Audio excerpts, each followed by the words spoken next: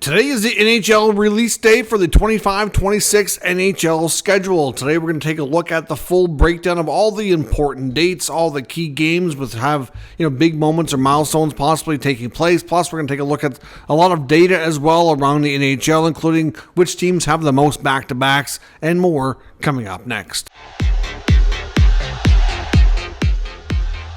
So welcome back to another video here at Top Shelf Hockey. As I mentioned, the NHL full schedule is out for the 25-26 NHL season now. I've had a chance to kind of review it thoroughly, and today we're just going to take a look at a lot of the key important dates and things to take a look at here. I know a lot of people tend to mainly look at the schedule for their favorite team, maybe start making plans about what games you may be able to attend, things like that. But obviously there's a lot of other interesting data sometimes that gets kind of tied up within the schedule that people may not have time to go through. So I've kind of combed through some of it and come up with some, just kind of a summary here, if you will, on what to look for important stuff in the 25-26 NHL season. So, of course, October 7th is going to be opening night.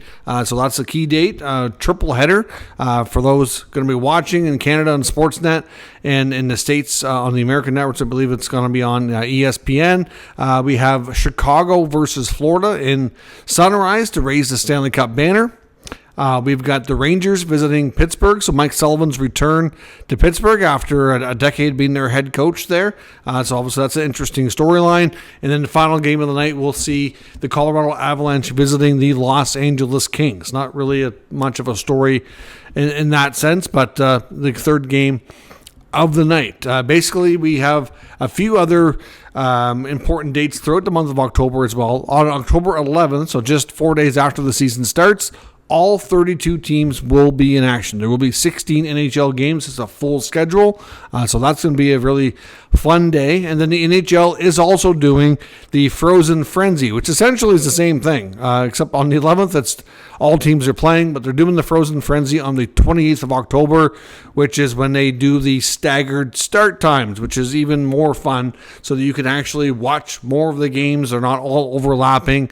That is such a concept, which I don't understand why the NHL doesn't do that more, but that's just the way it is, I guess. Hopefully over time they adopt more of that, but it's a ton of fun. So October 28th is the Frozen Frenzy. October 13th in Canada will kick off the first version of Prime Monday Night Hockey, available on Amazon Prime. It will be a doubleheader that night featuring Detroit and Toronto, and then later St. Louis against Vancouver. So of course, Prime Monday Night Hockey is under contract here with the NHL rights for another season. I'll be curious to see what happens after that. I certainly hope it continues because I thought personally they put out a great product last year and their broadcasts were even better than what you've seen on Sportsnet. So it's certainly, I hope they continue that. But October 13th kicks off the first Monday night for that this coming season. Of course, we have the Global Series coming up in November. So November 14th and 16th, we will see games in Sweden with the Pittsburgh Penguins doing battle with the Nashville Predators.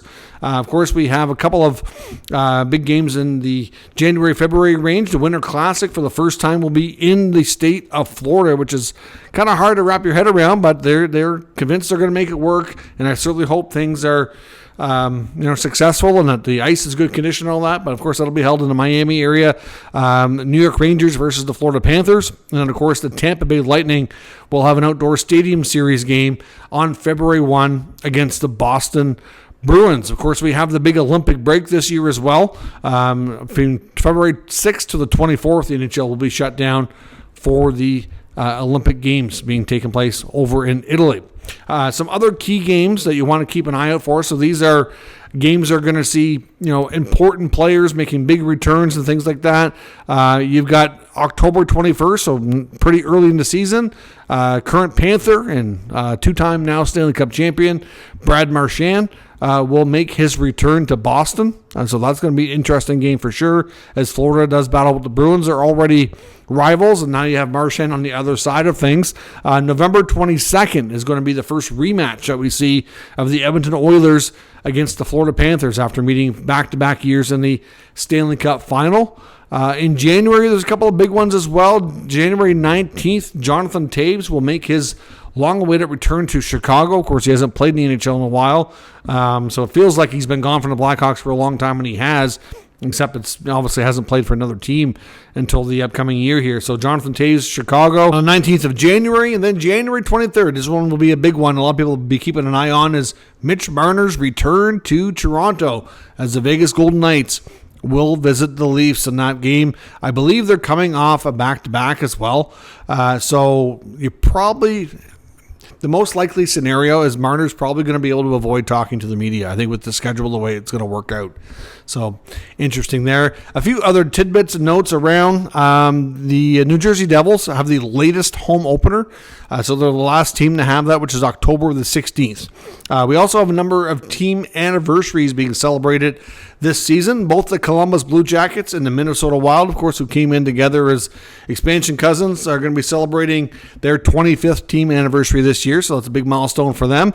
And some of the original 6 teams have not yet had their centennial year and are going to be celebrating and acknowledging that this year, including the Blackhawks, the Red Wings, and the New York Rangers. Another big game to possibly look forward to. We can't say put it on the calendar for certain, but October 9th is the first game for the New York Islanders. Will we see the debut of first overall pick Matthew Shea? We don't know 100% if he's playing in the NHL this year, but that very well could be an interesting game to watch. If indeed Shea does debut in the NHL this season, then his first 2 games are going to be against a couple of legends and, of course, Metro Division rivals in Sidney Crosby and the Penguins, followed by Alex Ovechkin and the Capitals. But of course, all teams have a very much a jam-packed January schedule.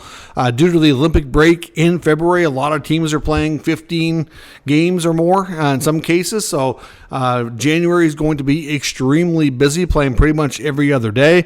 One other interesting thing as well, we know typically the Western teams don't have they have to travel more. They have further to go for a lot of their opponents. They do log more miles. But the Edmonton Oilers' last game in the Eastern time zone is actually December the 18th. I don't think that's ever happened before where they were done with the East so early. 21 of their first 35 games this coming season are on the road, many of which, of course, in the Eastern time zone. So that is quite an interesting stat. And we're also going to take a look here as well at back-to-backs. We know that whether or not you have a lot of back-to-backs and when they happen, whether or not there's travel, all make a major impact on teams. Certainly from year to year, we do see a little bit of change in that regard as well. I find the Eastern teams typically do get a little bit more. It's like because the Western teams do have more travel, I do think they get a little bit of leniency, I think it's fair to say, in that regard compared to the Eastern Conference. Based on the stats of the data compiled here, it looks like teams on average are getting one extra set of back-to-back compared to the most recent season. So obviously, that's due to the Olympics mostly. I mean, I know we had the Four Nation break last year as well, but the Olympic break does, I have to look back at the Four Nation break, but I'm pretty sure the Olympic break's even a few days longer here. Of course, the other thing too with that is that the Olympics are in Italy, whereas the Four Nation tournament was all in North America. There wasn't as much travel for those teams to leave their teams and get to their international groups and then back to the NHL teams and all that. This one's going to be a little bit more, logistically difficult. So there's definitely more days involved there. When it comes to back-to-backs, like I said, the Western Conference, I find on average does have a little bit less, but it doesn't mean that some of the Western teams aren't right up there with the top Eastern teams. We actually have 5 teams that are tied for the most back-to-back sets of games for the upcoming 25-26 season, and that includes in the East the Pittsburgh Penguins, the New York Islanders, and the Montreal Canadiens. Also in the Western Conference, the San Jose Sharks and the Los Angeles Kings. So those 5 teams all have 16 sets of back-to-back. And now for San Jose, considering the travel and all the miles they will log and everything like that, I do think it's fair to say the Sharks have a really tough schedule this year. Now, after that, of course, there is a bunch of teams with 15 back-to-backs, which include the Toronto Maple Leafs, the Tampa Bay Lightning, the New Jersey Devils, the Columbus Blue Jackets, and the Carolina Hurricanes.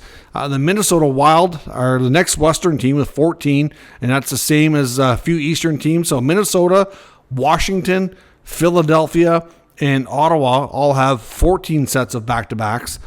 We have a bunch of them with 13, which include the Rangers, the Panthers, the Red Wings, the Sabres, and the Bruins in the East, along with the Kraken and the Canucks, the Blues, the Predators, and the Oilers. So 13. Oh, yeah, actually, yeah, that is it. The Oilers will be the last one. So that is by far the number that you see the most teams with. So obviously you've got 3, 5, 10 teams with 13. So that's like your pretty well your mean average there. The Vegas Golden Knights, Dallas Stars, Colorado Avalanche, and Chicago Blackhawks all have 12. The Utah Mammoth and the Anaheim Ducks each have 11. And the Winnipeg Jets and the Calgary Flames only have 9 each. So they certainly are, have a good schedule in that sense. A huge difference between 9 and 16.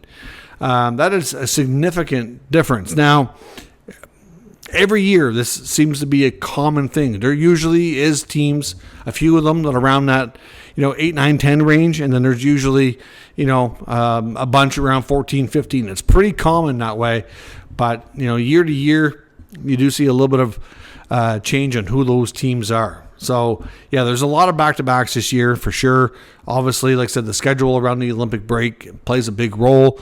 Obviously, there's a lot of teams that are, road heavy in the beginning, home heavy in the end. I don't really know that there's one way that's better than the other. It kind of boils down to how the team does. And from year to year, you don't know sometimes what teams are going to be really good road teams, really good home teams, or pretty balanced on both sides. Like, it's really difficult to say, but the long-awaited NHL schedule, we had to wait longer than usual to get it this year. Normally it's out around the draft, or at the very least around the time of free agency on July 1. We waited basically 2 extra weeks this time, so obviously, it's finally out. Make your plans. I'll link the full schedule that was released, and you can break it down even by team and look at it on the calendar. You can look at it as a list. It's all through the NHL media site, so we'll post that link in the pinned comment down below, so you can look at things closer if you need to make your plans, buy your tickets, and start deciding where you're going to take in your NHL action this year. So that's your summary, your compilation, in my opinion, here of key important dates. Of course, you could analyze this and break this down further by team, and we could spend all day looking at it, but I just kind of want to do a quick high-level overview of all the important stuff here for the 25-26 season. So let me know your thoughts on the schedule. Let me know some comments down below. You probably looked at your favorite teams.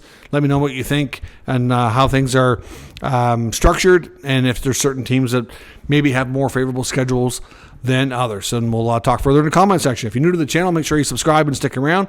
We'll keep you up to date with all the news, rumors, and analysis of all 32 NHL teams. Thanks for watching. I'll catch you next time.